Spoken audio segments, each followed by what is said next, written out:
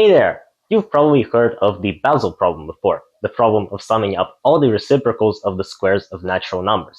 And you know that the sum equals to the unbelievable pi squared over 6. Pretty cool. In today's video, we'll be solving a particular integral. In fact, I'll tell you the answer right now. This integral evaluates to pi squared over 6. That's right, this integral is equal to that unbelievable sum. Now that is really cool. Let me show you why that is. To find the antiderivative of this function, we can't use standard methods like substitution or integration by parts.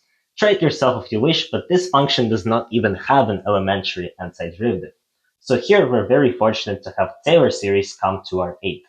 Recall the infinite geometric series. 1 over 1 minus x is equal to the sum from 0 to infinity of x to the power of n. This is just a geometric series, and of course it converges for the absolute value of x being less than 1. Integrand closely resembles the form of this geometric series. Notice, we can negate the geometric series and then substitute in e to the x for x right here. So negative 1 minus e to the x, and this will equal 1 over e to the x minus 1, which is literally just our integrand but divided by x. And so we can then use our geometric series. We know this is the negative of the sum from 0 to infinity of x to the n, where x is equal to e to the x. So e to the x to the n.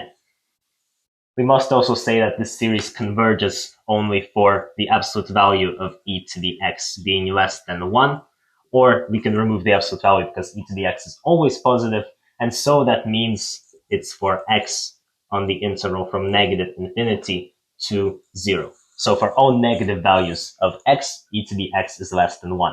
And if it reaches 0, it will be equal to 1, so x will be on this interval. Now the final step in converting our integrand into an infinite series is to simply multiply this series we got for 1 over e to the x minus 1 by x. And we can do this term by term and get that x over e to the x minus 1 is equal to the negative sum from 0 to infinity, and simply term by term we put the x into the series and get x times e to the nx. And this of course only works for x on this interval from negative infinity to 0.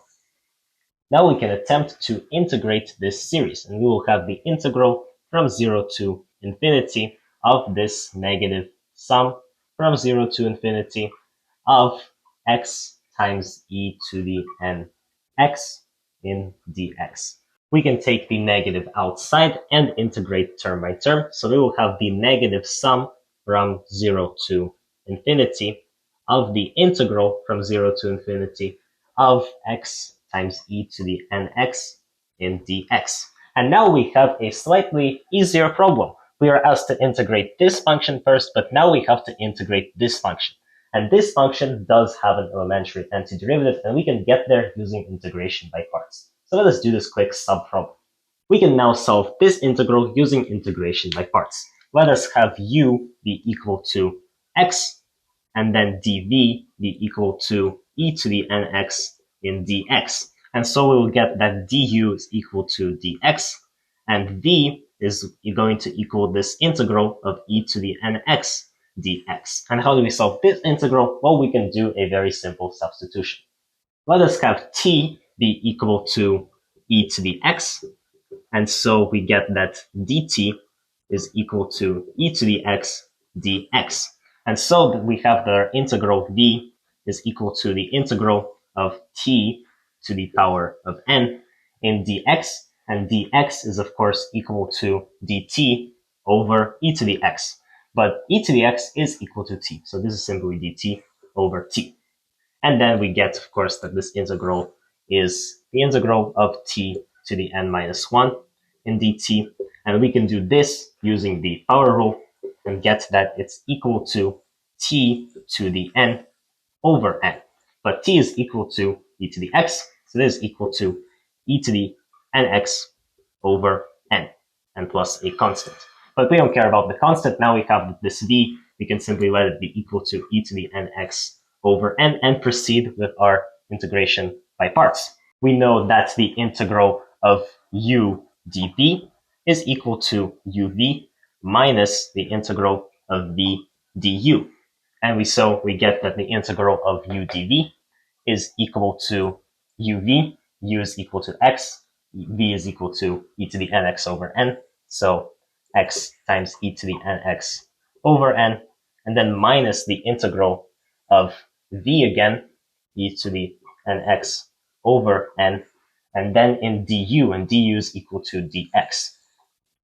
We can simplify this and get that it is x times e to the nx over n as usual, and then minus 1 over n times the integral of e to the nx, simply taking the constant out. And we have just done this integral. We know that it's equal to e to the nx over n. So really this becomes x times e to the nx over n, and then minus 1 over, I guess, n squared, and then times e to the x, e to the nx over n squared. And with some simple algebra, it follows that this expression is equal to e to the nx times nx minus 1 all over n squared. And so we have to add a constant of integration. And this will be our answer to this integral. And we can now use this to evaluate this improper integral. Now we can use our answer to the indefinite integral to evaluate the definite integral. We'll get that this sum will equal to, again, the negative sum from 1 to infinity y1, because our constant term from this sum became a linear term now of this function, e to the nx times nx minus 1 all over n squared, and with our bounds from 0 to infinity. But notice the big problem here. Remember that I said that this function, x over e to the x minus 1, is equal to this infinite sum to infinity from 0 of x e to the nx only for x on the interval from negative infinity to 0.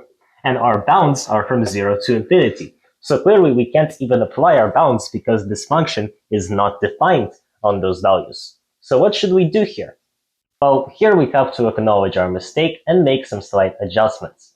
Notice how, since we're trying to integrate on the positive values and this function is only defined for negative values, how about we just reflect this function across the x-axis? Then all of its negative values of that new function will correspond to the positive values of this function. And then we can simply integrate around the negative bounds of that new function. Namely, we can say that the integral from 0 to infinity, our original function, x over e to the x minus 1, is equal to the integral from negative infinity to 0 of this function reflected over the x-axis. And to do that, we simply reverse the sign of the input. So that function will be minus x over e to the minus x minus 1. And with some simple algebra, you can write this reflected function the same as the same as x over e to the x minus 1, but then plus x. And this is very nice because we have a series for this function that's defined on the negative numbers, and we also are just adding x here, so we don't have to do any series for x. So this integral is going to equal that of from negative infinity to 0 of x plus the series we derived for this function. So simply x minus this sum from 0 to infinity of x times e to the nx in dx.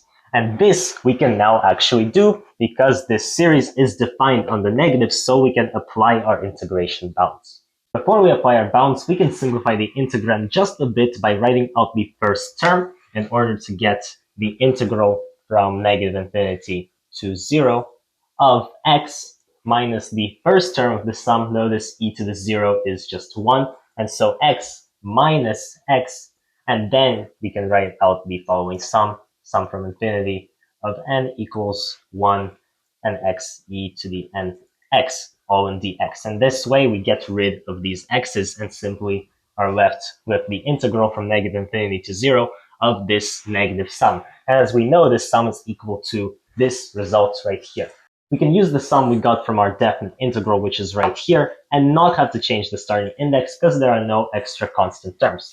So this integral will equal to the negative sum from 1 to infinity of e to the nx times nx minus 1 over n squared with the bounds negative infinity to 0. And now we can use these bounds because our sum is defined on those bounds. And because this is an improper integral anyway, we'll have to take the limits as this approaches 0 and subtract it from the limit as this approaches negative infinity.